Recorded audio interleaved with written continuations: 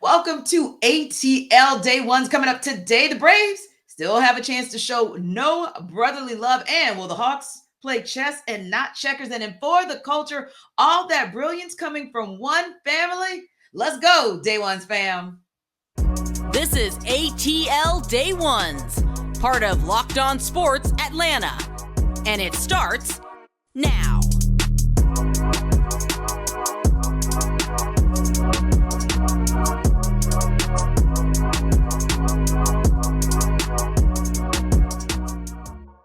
Welcome again to ATL Day Ones. Thank you guys for making us a part of your day. ATL Day Ones, of course, is part of the Locked On Podcast Network, your team every day. And this episode is brought to you by FanDuel Sportsbook, official sportsbook of Locked On. Make every moment more. Visit FanDuel.com/Locked On today to get started. And we got a special guest in the house today, host of 92.9 The Game's Hometown Take, Dylan Mathews. Big Dylan, what's up?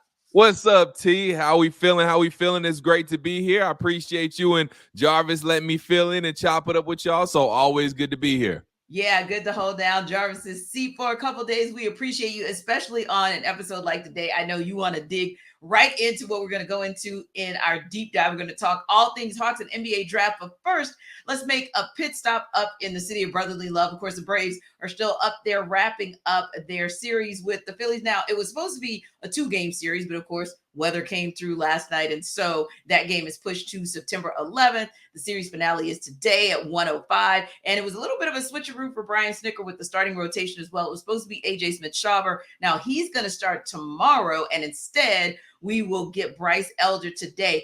But although this is now a technically 2-game series, Braves have already won, so they definitely guarantee the split because of the win in the first game. But how important is it to actually not just get the dub, Dylan, but also to get a sweep today? It's very important because you want to continue to assert your dominance in the NL East. It's not necessarily about, if the Phillies win, they'll be 8 games back instead of 9 games back. It's just about continuing to assert your dominance and show that you're still the big dogs in the NL East, and everything runs through the Braves. And really just keeping your momentum because you are going into what is going to be a tough series against the Cincinnati Reds, the red hot Cincinnati Reds. They're on an 11-game win streak, so hopefully the Braves can snap that just like they snapped the Phillies' 6-game win streak just a couple of nights ago. So it's all about just keeping momentum and staying on this streak that the Braves are on right now. Obviously, they've won 7 games in a row. You want to stay on that streak, want to continue. Obviously, too, when we talk about going back to the NL East, you want to make sure you push back the other teams in the NL East as far as you can. So it's always an important game when you're taking on an NL East foe like the Philadelphia Phillies, just to, again, assert your dominance, keep pushing them back, get them 10 games back, and give yourself as big of a cushion as you can, because we've seen before there will be stretches where the Braves struggle a little bit. There are going to be days where it does rain, no pun intended, but that's really the most important thing.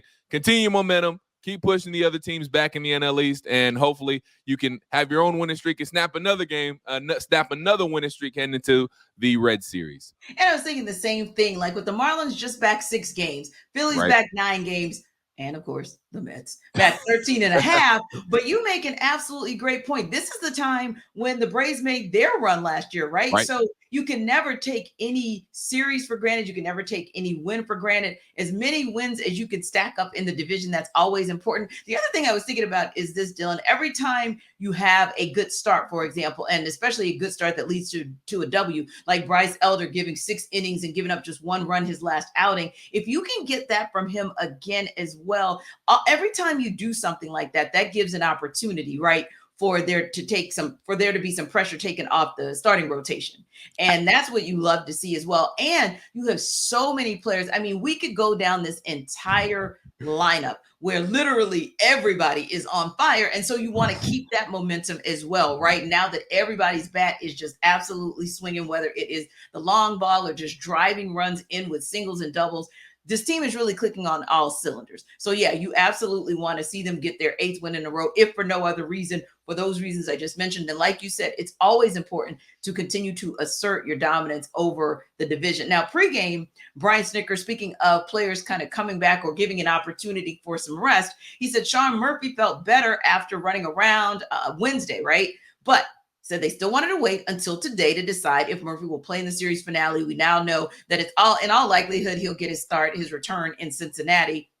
And I said to myself, once again, that tells you how important depth is, right? It's good to have someone like a Travis d'Arnaud to be able to call good games, right? But not just call good games for those pitchers, but to also be good at the plate. And I say that because we know that Sean Murphy was doing both of those things extremely well. But as good as Travis d'Arnaud has been, as solid as he has been for these Braves, Sean Murphy has been lights out himself. So how important will it be to get a healthy Sean Murphy back to begin, as you mentioned, the series against a red hot Reds team?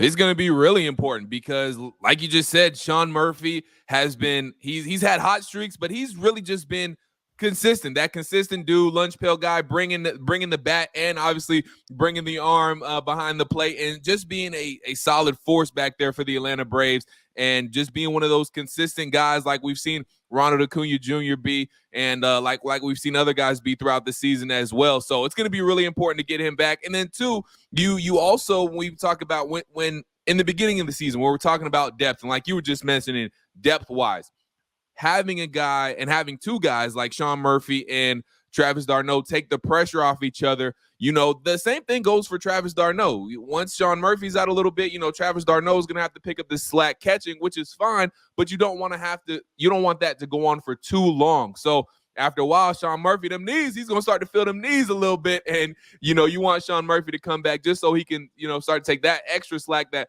Travis d'Arnaud had to pick up. You want Sean Murphy to be back so he can, you know, give Travis a few days off, maybe just let him be DH for a couple of games. So it's going to be important to get him back just so you can give Travis that extra time off as well. And of course, just to get that bat back in the lineup because, I mean, he's been swinging it good all year long.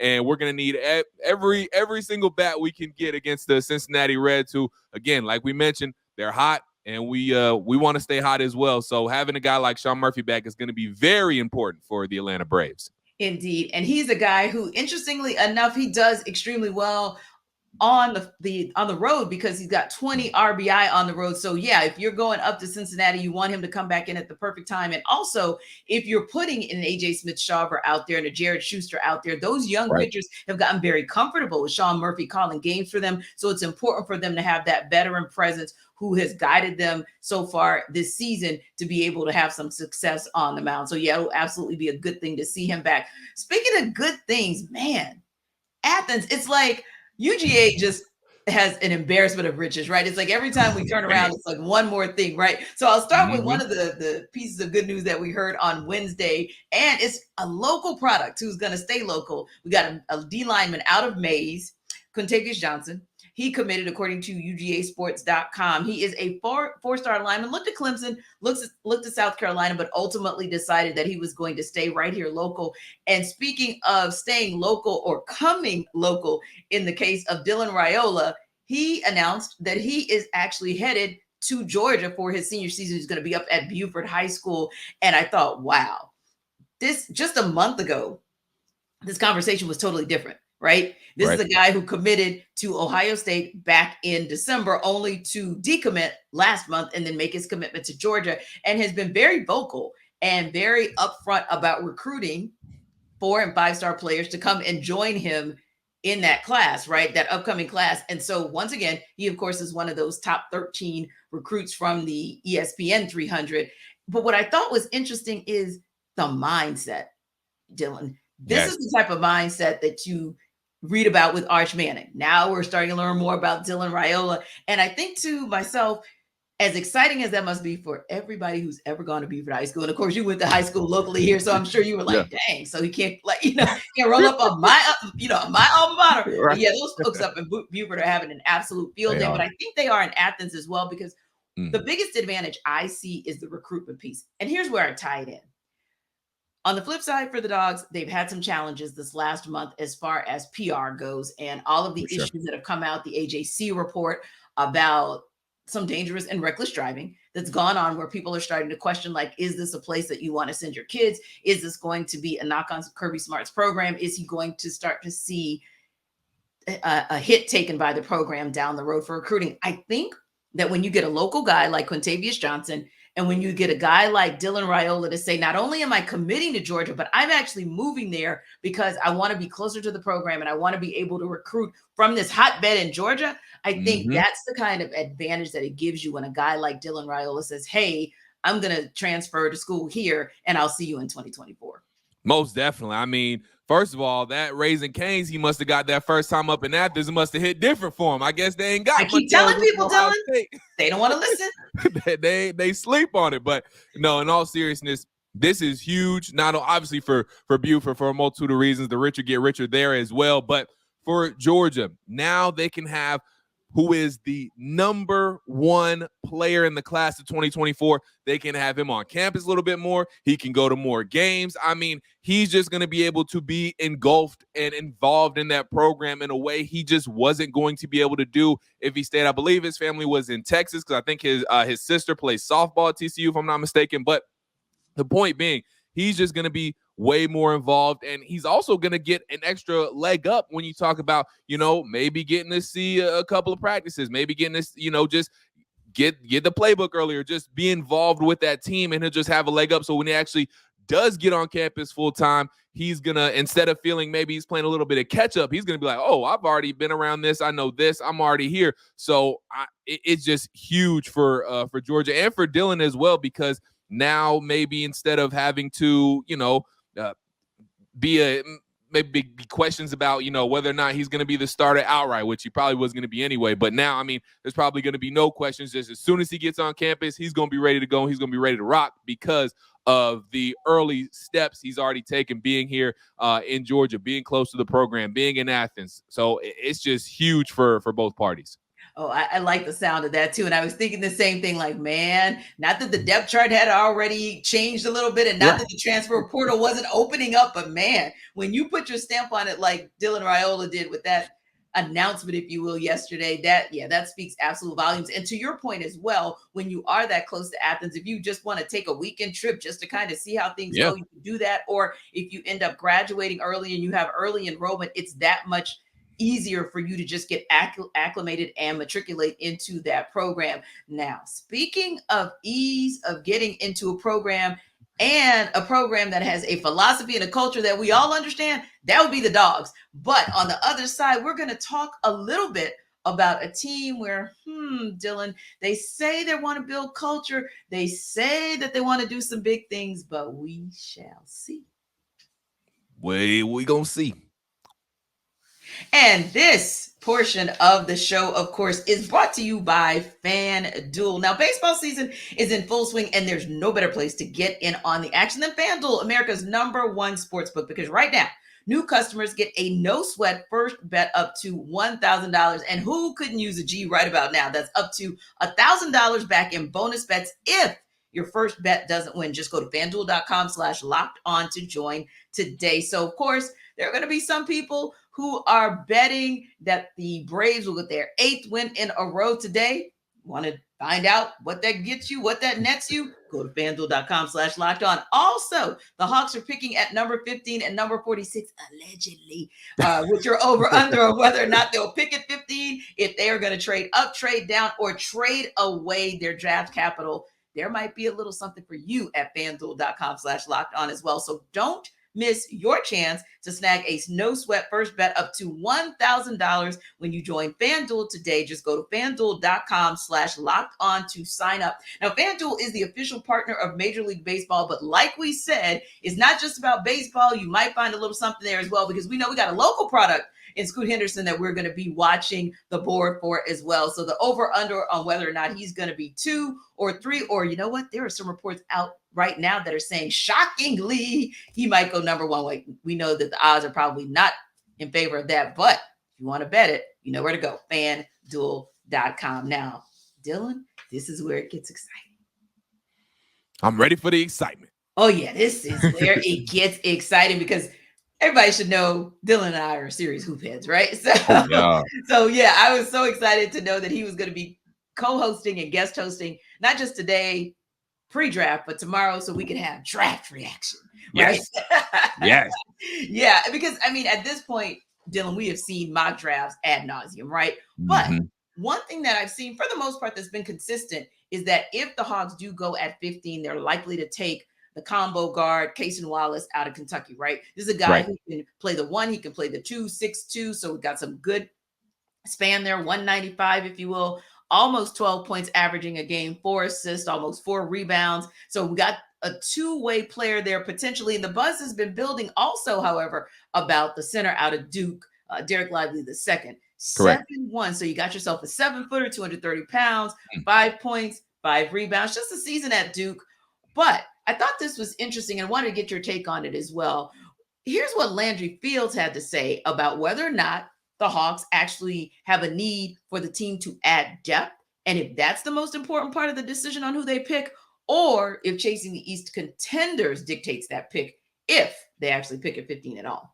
I think with the draft, I'm not expecting the guy to come in and say, you got to guard Jimmy Butler tomorrow night. That's more so, is there trades, is there free agency, to understand, hey, next year, this is the crop of players that are out East, and for us to be championship caliber and in contention, we need to make sure that we're operating and growing as needed. Thoughts? Well, here's my thing. Like, I understand, because with where they are in the draft, you know, you're probably going to have to go after a player that is going to need a little development. They're going to be a little bit green, and that's just what it is. So, you know, going into that, understanding that and having that stance, I totally get it. But if we are going to be going into the draft with the understanding that the Hawks are going to take a player that's going to need a little development, that maybe spend more time in College Park than he is in Atlanta at State Farm Arena, then what are we going to do once free agency hits? We just saw a big 3-team trade go down, and that made the Boston Celtics, in my opinion, a good bit better than what they were going into last week.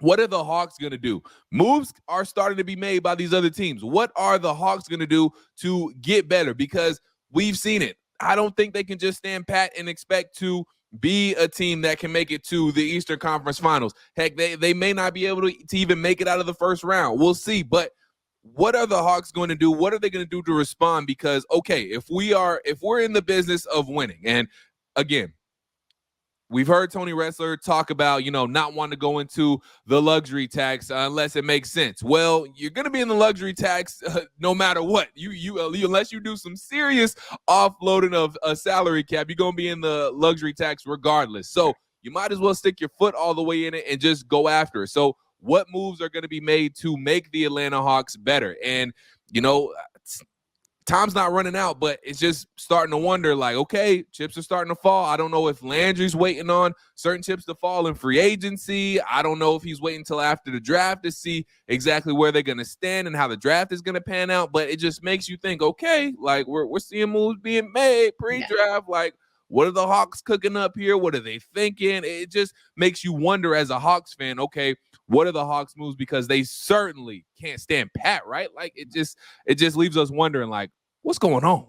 Right. And you really don't have any draft capital, at least as of today. You really don't have any but in this draft, right? So this is kind of the time where you might want to package the 15 and the 46 and whomever you have to package, likely, like you said, a John Collins. And I hate to say it, but you may have to look at one of those younger players. We know that's kind of why the deal broke down when it was originally Celtics, Wizards, Clippers, right? Because, it was one of those things where it's like, as per the usual, we want one guy, Clippers.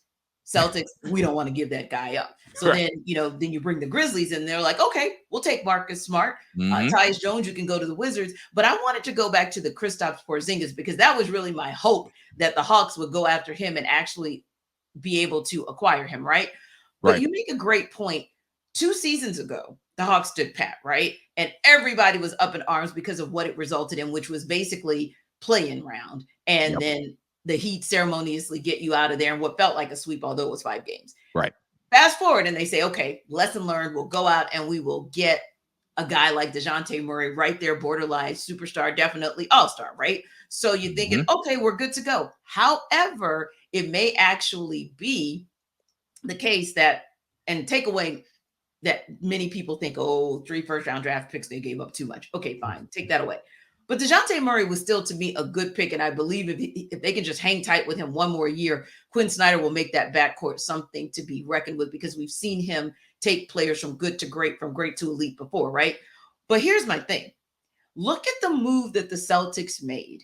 They said, we don't really need a true guard like a Marcus Smart. You've been serviceable. We appreciate you. You're the longest tenured Celtic. But guess what?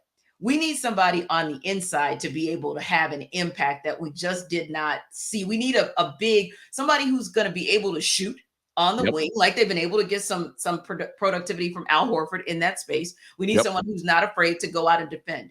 Newsflash, that's the prototypical 5, if not 4, but definitely 4 or 5 in the league. Right. Not getting that from the current roster as it's constructed, unless you plan on developing, say, Onyeka Okongwu into that. And I'm not saying that he can't become that, but as he stands today, he's not that guy. He's not where Porzingis is or some of the other bigs who are in that space, right? So that's part one. Part two is you're not going to get it out of the draft. So guess where you're going to dig it out of the mud? In free agency. That's just so for me, I said, okay, this to me is where the Hawks are looking at everybody else and saying, they're playing chess, not checkers. Because this is the big where everyone's looking at and saying, we saw what Nikola Jokic did to get his team a championship. We want some semblance of a prototype of what we saw out of him and just really the whole cadre of bigs from the Nuggets. That's what the Hawks have to think about. How are you going to solve the problem at 4 or 5? Because if you leave Trey and DJ at 1, 2, right? Right. You feel like you have enough. If you got to keep DeAndre Hunter, you have enough backup for him in the likes of an AJ Griffin or a Sadiq Bey to be fine. I feel like maybe that 4 and 5 is where you got to make a decision on if you're going to go into free agency or if you're going to do like Landry Fields was saying, you're going to look at it from the perspective of, no, we want to get one more player for depth purposes. And then if we get that player for depth purposes, then that player would be someone we understand is going to be developmental. That said, when you look at the two who've been mocked to the Hawks the most, Lively and Wallace, who you say would be the player based on what the needs are maybe now and in the next couple of years for the Hawks, who would be the preferred player to give them what they need if they are indeed drafting a player that they know they have to develop because they want the depth? That is a amazing question, and I can honestly make an argument for both. So I will, and I'll give you my pick. But first, I'll make an argument for both. If we're first looking at Cason Wallace, he really, the play there, in my opinion, the long-term play would there be is if the Hawks fear that they maybe wouldn't be able to keep DeJounte Murray long-term. He would kind of, in that opinion, be a little bit of a replacement of DeJounte Murray because when we first got DeJounte Murray, we heard about, Trey's going to play more off-ball. We're going to see him going off screens, getting more catch-and-shoot opportunities, doing a lot more off-ball stuff, right? Well, I'm still waiting to see it because I never really saw it. I'm just to be completely honest with you. But Cason Wallace is that guy who we actually could see that from because Trae Young, we see if we saw a little bit what we saw last year, let's just face it, there's not going to be a lot of off-ball stuff. Not saying there's going to be absolutely none, but Trae Young's just better on the ball, and right now he's more comfortable on the ball than a ball-dominant player. However, Cason Wallace is the complete opposite. As a matter of fact, the scouting reports I've looked at, it said that that's really not his strength. He doesn't have an explosive first step. He doesn't really have that elite handle. However, he is very good in catch and shoot situations, has a quick release. He is a very productive three-point shooter. He strives more so off ball movement and running off his screens, getting those catch and shoot opportunities. So he will be the dude that will be good next to a Trae Young. He will be that guy that can get those catch and shoot opportunities that guys can set up. So in that perspective, if you feel like you maybe can't keep a DeJounte Murray, or heck, maybe if you could keep a DeJounte Murray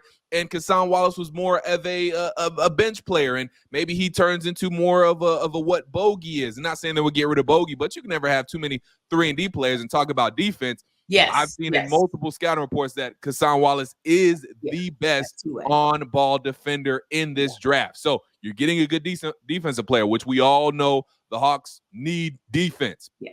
And the thing about it is you say we talk about it from DJ's perspective. And again, nobody is saying trade. No, but you don't know what might happen in the next year or two. Correct. And you might be able to get another gem in the middle of the draft like a Wallace and be able to put him at the point as well. Now, like you said, he's more shooting than anything, but ultimately speaking, someone who could play the 1 and the 2, it's just at least you have someone viable, or knowing that what if Trey goes down?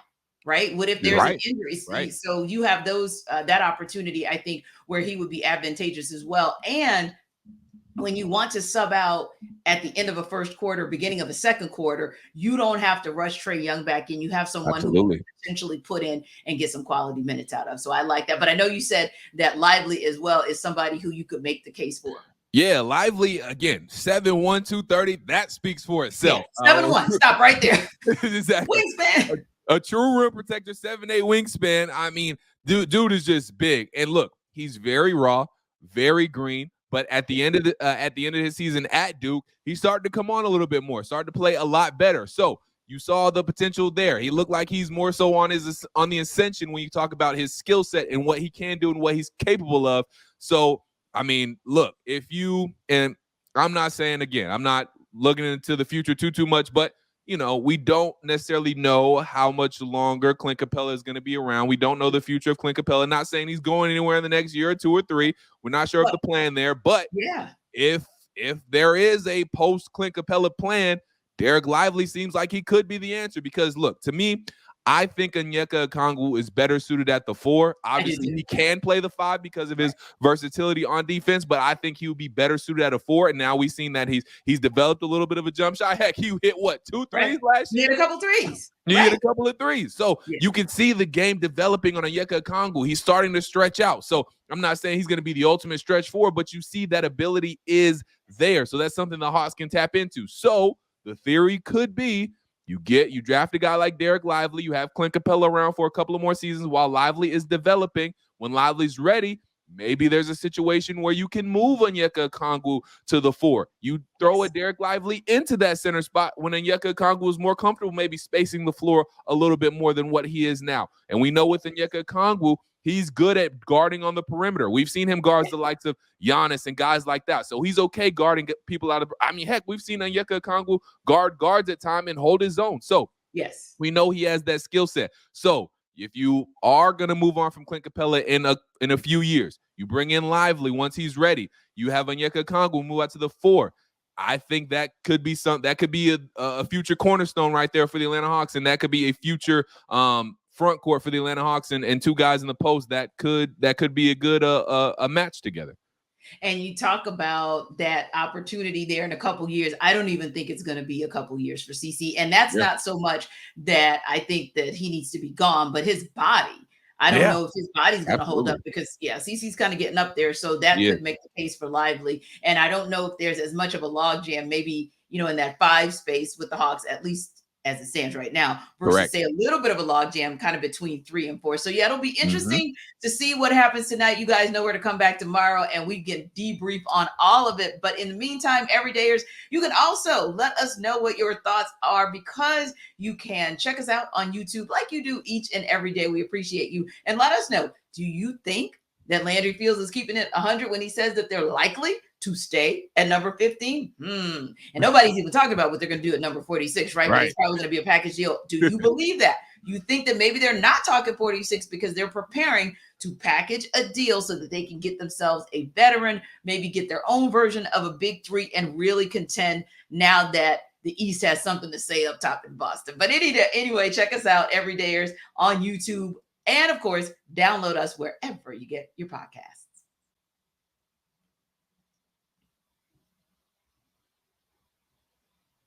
Now, family, you know what time it is. It is time for the culture where, hey, we talk about anything. Could be sports, could be entertainment, could be whatever the heck Dylan wants to talk about when he stops by. So today we are talking about Black excellence, Black brilliance, sister to sister. You remember that show from what was that, the 90s, Dylan? Sister with Tia and Tamara Mowry? I love that show. That was a great show. Loved it. And those girls were beautiful and they were brilliant. Well, there's a version of those two in Madison, Illinois. Madison High School co-vals for 2023 are twin sisters, Ariana and Brianna Strotter. It's the first time in the history of that particular school district that 2 people have won the top accolade of being co-vals. Accomplishing this feat together was always their end goal. Ariana, the eldest, by just a minute, said, we've encouraged each other continuously. We've studied together, made sure our projects were good together, and we always have received feedback from our teachers.